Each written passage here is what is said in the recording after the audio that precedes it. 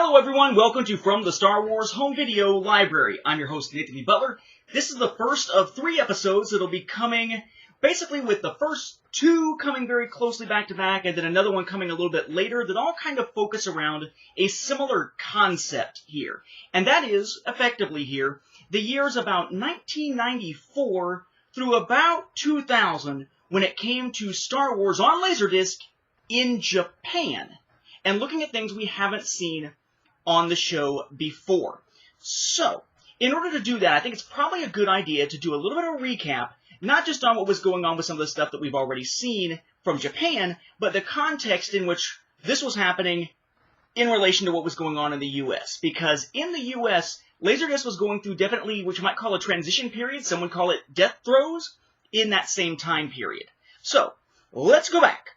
Star Wars got released on the 4 major formats from the original format war, the Great Format War, the First Format War, whatever you want to call it, which were Betamax, VHS, CED, and LaserDisc, starting in 1992 with A New Hope's first home video release. That continued onward, but Betamax and CED effectively died out by the time we got to the first time that you could actually buy all the films together in a pack, which was in 1988. That, of course, if you remember, was that set there called the Star Wars Trilogy that wasn't a box set, but just the 3 current releases with that paper wrap around it.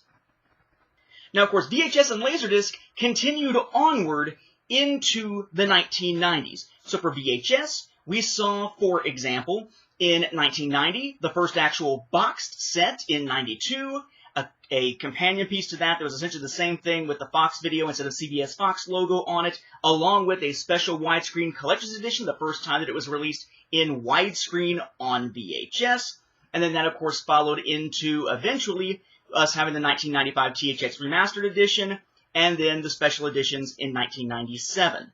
As for LaserDisc, of course, it was already making its way into widescreen as we got that special widescreen collector's version, which then moved us into the 90s for some re-releases. The big release in 1993 of the Definitive Collection that was the basis of the THX Remastered Edition, a 1995 release of the THX Remastered Edition itself on LaserDisc, but not as a box set, and then we move into the era of the special editions.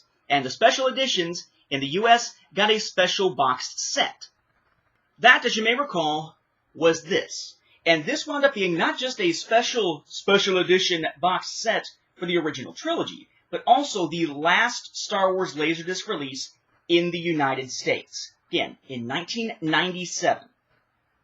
Now, as you may recall, referring back to VHS here, that 1997 LaserDisc set was designed to look a lot like, or vice versa, this. This is Star Wars Trilogy Special Edition Limited Edition Collector Set on VHS. This was a little hard to come by at the time.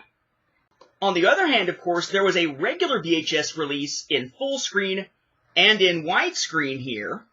Nice, you can sit them together on your shelves, that were released very widely in the US. When we looked at, among other things, for instance, the Phantom Menace LaserDisc from Japan, one of the things we talked about was how, with the US ending LaserDisc releases in 1997 for Star Wars, there was this clamoring for something better than VHS before DVD actually came around. And we saw a lot of people importing certain LaserDiscs from Japan. What you might say is the last of the Japanese LaserDiscs not to be heavily imported into the US was their version of the special edition LaserDisc set. Why? Because the US already had one.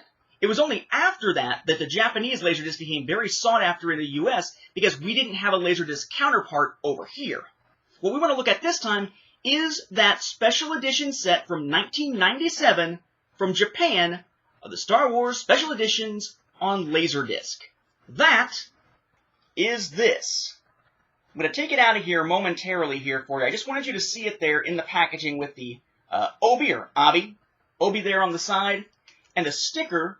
The sticker up there is mostly Japanese text in the red, but it does say Dolby Digital. Ooh. I can take it out and hold the little Obi there on the side, but it just slips right off. So we'll look at that here momentarily. But notice what the packaging looks like for this thing. This is essentially a mirror image of the US widescreen VHS copy, not the US limited edition collector's set VHS copy, nor the US LaserDisc set. This essentially took a cue from the regular versions in the US, not from any kind of special version, at least in terms of its coloration here and its design. Now what's interesting here is that because we're so used to seeing this on those VHS sets in the US, we'd like to think we can just take this and pull it off, right? No can do. That's not how this one opens, as we will see when we pull the bottom. This is a Velcro flap. So let's take a look. We've got Star Wars Trilogy Special Edition here in English, even though it's a Japanese release. There on the front. Widescreen, you can sort of see there. Going on the side, just like the VHS set has. There is no full screen equivalent of this, by the way, because it is LaserDisc. You go to the side, there is nothing on that side. You go to the back, you've got Star Wars Trilogy Special Edition logo, the different film logos, 20th Century Fox Home Entertainment, Lucasfilm, legalese in English, and then legalese in Japanese, or at least information there in Japanese. Nothing on the bottom. On the top, you have the title, Star Wars Trilogy Special Edition, and then on the other spine, the one that's the most text here, Star Wars Trilogy Special Edition, we have the 20th Century Fox Home Entertainment logo, we have the product number, the Lucasfilm logo, and the THX logo. But as I noted a second ago, you open this, and it does have down here on the bottom here the LaserDisc logo. It says Digital Mastered. It's, the typical THX thing down there. But if I pop this open, the other side here is just Vader's face. There's nothing on this part except for the part where it already says widescreen that we could see before, and just the little Velcro tab there to close it. What you have here then is the films in individual packages, because they were also sold individually, here to be pulled out from inside.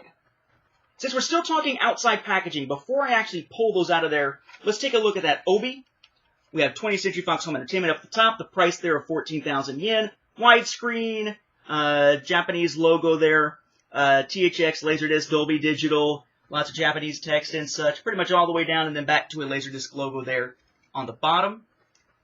The back, essentially all Japanese text, but you do have the LaserDisc logo and a note here up at the top that presumably is telling you what widescreen actually is, and then you have your title information on the side with your Lucasfilm and THX, and then up there at the top, 20th Century Fox Home Entertainment and Japanese underneath. Now, what's interesting about this, to me, is that when you actually put this onto the packaging the way it's meant to be, you notice it covers up the spine that's there in English. So, as it was being marketed in Japan, Japanese people would be reading it in Japanese, but once you actually take this off, when you have the product at home, you have the English title to match the English title on the front. Now, inside the packaging, you have a sheet that tells you how to set up your Dolby Digital system to be optimized to watch the films. Inside, we have individually packaged films. So, we have A New Hope here. Widescreen, special edition, THX information down there at the bottom. Okay, should be familiar with that cover by now. On the side there, it says product number, Japanese title, and nothing else, no English. The back, A Long Time Ago in a Galaxy Far, Far Away, Japanese text, pictures, credits in English, mostly Japanese text down here, minus a little bit in the boxes of stats there, noting things like stereo, digital audio, etc., etc., and your logos for both 20th Century Fox and 20th Century Fox Home Entertainment, then the Lucasfilm logo down there on the bottom. As for the discs, they are CLB extended play, which means that in order to have one film, you have two discs with two sides on the original disc, and on the subsequent disc, only one side used for the film itself. There's your label there, 20th Century Fox Home Entertainment, Lucasfilm. What I find interesting here is that unlike some of the other releases that we see for Star Wars Lasers from Japan, this one does not have the English title on it at all. And then, of course, this being side 3, the back side of side 3 is indeed blank. Oh, look, it's the computer. Hello, computer. Hello, computer? Hello? How quaint, right? And then to go with that, inside each individual film, we have one of these sheets like this one. Now, the front of this, okay, it's all English. Widescreen special edition with the THX symbol up there at the top, Star Wars Trilogy, information on the cast and crew and whatnot of each film underneath their poster images. This is what the little booklet's cover looks like that's in the US 1997 LaserDisc set, except that one opens up to have some text talking about the films, and then on the back of it has track listings for all of the films. This one has one of these in every single LaserDisc little slipcover sleeve, which means that each one instead of folding out, has your track listing for just that film on the back of that same image each time.